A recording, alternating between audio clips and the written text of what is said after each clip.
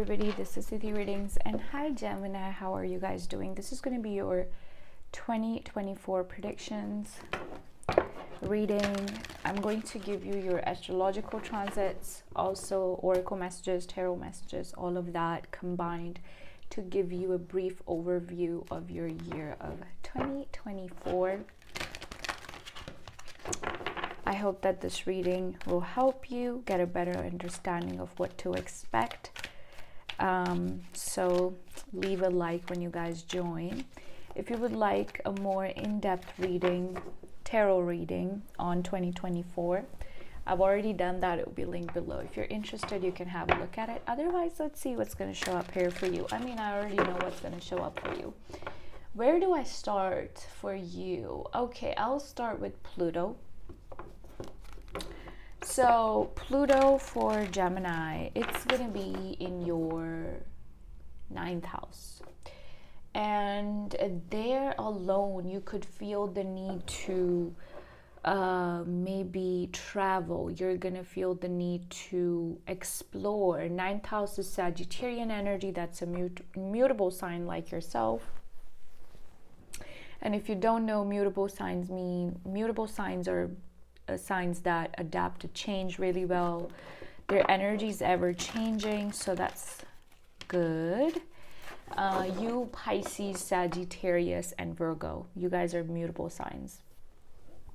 Anyway, so Pluto represents power, transformation, changes, all of that. Again, intense energy. In the 9th house, it can also talk about occult, tarot, astrology, things like that. Some of you may be interested in. I feel like you're going to be learning new things in 2024. I also feel like your intuition is going to be very strong, which I'm going to talk about it just in a bit with another placement. But it looks like in the year of 2024, you're going to be manifesting good things in your life. I also feel like you, when it comes to your relationships, you're definitely, I feel like in the past, some of you have dated somebody or you were with somebody who you had, you regretted being with that person, okay? So there's a lot of reevaluation going on maybe at the present moment when it comes to your relationships with people, when it comes to who you are allowing in your life. Cancer. Okay. Gemini, I apologize. So we have here abundance. I'm a limitless being and I can manifest whatever I desire in my physical reality, balance and discipline. I bring a state of perfect harmony into my world and I do so without judgment, discipline. I can accomplish whatever I set my mind to. So talking about astrology, 9th house is about knowledge, philosophy, travel. It can also be about spirituality. For those of you seeking higher education, Pluto is going to intensify these energies for you. You're going to also be questioning your belief system, things that you resonate with, things that you don't resonate with anymore. You're going to feel the desire to transform yourself and certain areas of your life where there is some spiritual knowledge or other kind of knowledge. You're going to apply that and change things, you know. I'm also getting here that you're going to be very psychic, intuitive. Spiritual development is going to take place for you. I feel like it's like a placement where one really seeks for the meaning of life and meaning of things, and I feel like that's who you are as a person. And you know, generally I feel like it's going to be intensified in 2024, but in a good way, because it's like not just some answers that you're seeking, but you're going to find what you have to do and what you don't, and you're going to take your power back in many different areas of your life. That's amazing. Okay, so Yeah, that's nice. All right, 10th house energy. In your 10th house, what am I seeing? 10th house generally is the house of fame, fortune, career, okay, ambition, and things like that. So, you know, things that motivate us. All right. So, it can also sometimes talk about, 10th house can be about our relations with our parents, okay? But mainly about money, about goals, achievements, things like that, okay? What is going to be in your 10th house? Saturn and Neptune are going to be in your 10th house. So 10th house is naturally connected with the sign of Capricorn, but for you it's in Pisces, okay, in your 10th house. Well, that's like, for those of you who are artistic, this is a great placement, okay? You're going to go all out when it comes to your work. You're going to try new things. You're going to be improving your art, so to say. For those who are very creative or artsy, that's a great placement, okay? But Saturn can also impose certain limitations, boundaries, restrictions, and things like that. So there could be something here about legal work, tax work. Something could get a little bit fussy. It's like, you know, when you're reading a document and you skip through it, but then you're like, oh shoot, I should have read it correctly the first time through. So with Saturn being there and Neptune being there, be careful with paperwork, okay? Now, that can intensify the need to bring structure and discipline in your life, structure and discipline in your work life, okay? You're going to challenge yourself and things like that. So Neptune generally is a planet of healing. It can talk about our illusions and dreams, and very much associated with Pisces. So it's like home with Pisces, you know? So with this energy, what you can expect is that you need to know, you need to strike a balance between your sense of practicality and what you're feeling emotionally. Neptune energy can also be very uncertain, but very imaginative, again, connected to spirituality. Some of you may have work connected to spirituality, tarot, astrology, science, things like that, okay? So Saturn in the 10th house with that placement can talk about certain limitations when it comes to your career, but with the Neptune, I feel like you're going to find a creative way out of the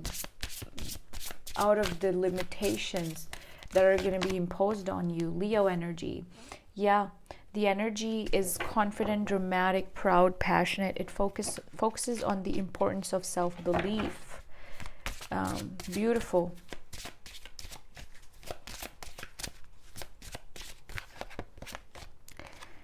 We have Aries. The energy around you is dynamic, spontaneous, impulsive, taking action. So again, you need to strike a balance between taking action and not taking any action. You know,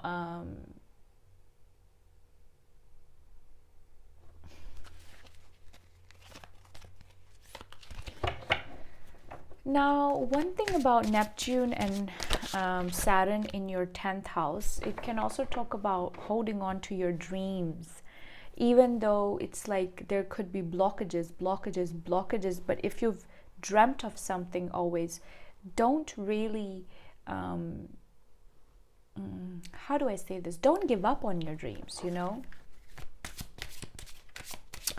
Mercury, how you think, communicate, write, talk, travel. If your work is related to writing, talking, traveling, internet, I'm hearing conference, you're going to get a lot of good opportunities in that area of your life.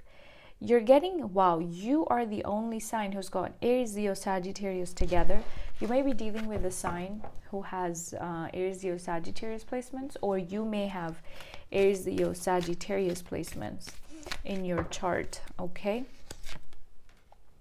11th house, where the cosmos grants wishes, luck, friends, and social occasions.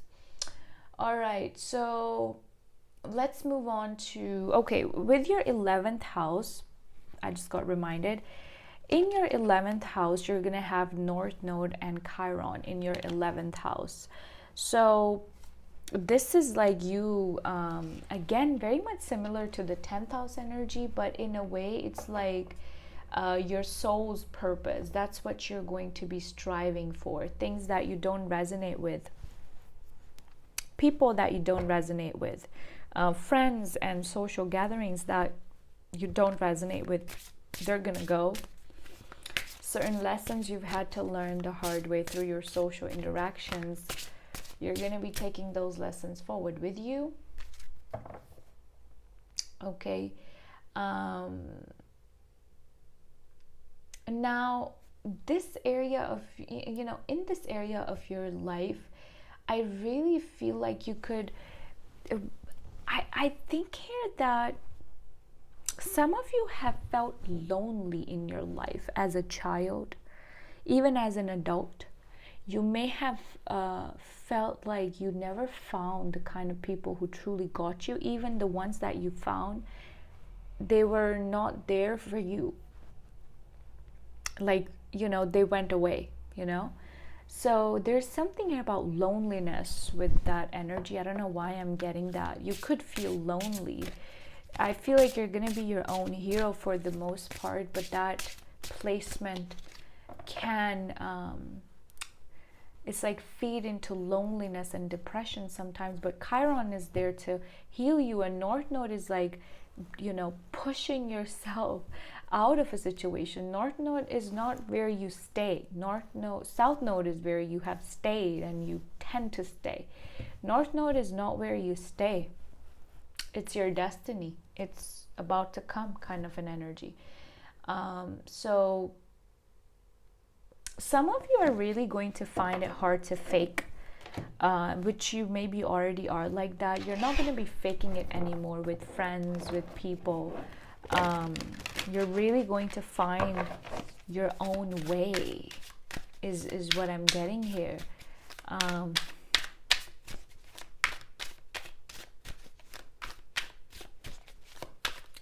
I mean, such intense energies. For you, Gemini, I'm going to call 2024 a year of individuality, okay? So let's talk about Jupiter. Jupiter and Uranus are going to be in your 12th house, which is Taurus energy. It is going to bring hidden desires to the surface. Subconscious patterns are going to come to the surface. Again, a lot of focus on spirituality, subconscious mind, manifestations. You may be unexpectedly, you may feel drawn to spiritual side of things more, or religion more, in order to grow yourself. It's like I'm searching for the meaning of life kind of an energy, I would suggest that you don't ignore your intuition with that placement, but later on, Jupiter is going to transit into your own sign, which is Gemini, in your first house, probably in your own season, so in May, which is like you're going to gain a lot of personal power. You're going to feel good about yourself, very confident, taking initiative kind of an energy. But with that placement, for some of you, I'm getting here, there's something here about gaining weight or losing weight. More so gaining weight than losing weight. You may try to gain weight. We have Lovers and Emperor here. Again, taking control back over your life.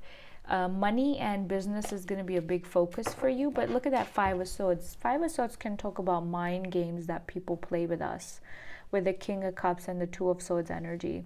So for a lot of you, Gemini, it's going to be a year of expressing your feelings. You're definitely going to find somebody you're going to vibe with But because you're going through your own personal journey, I feel like that is more important than relationships. But I do see you with somebody, you know. I feel like there's somebody you're going to block out of your life because you see through them, you see who they are.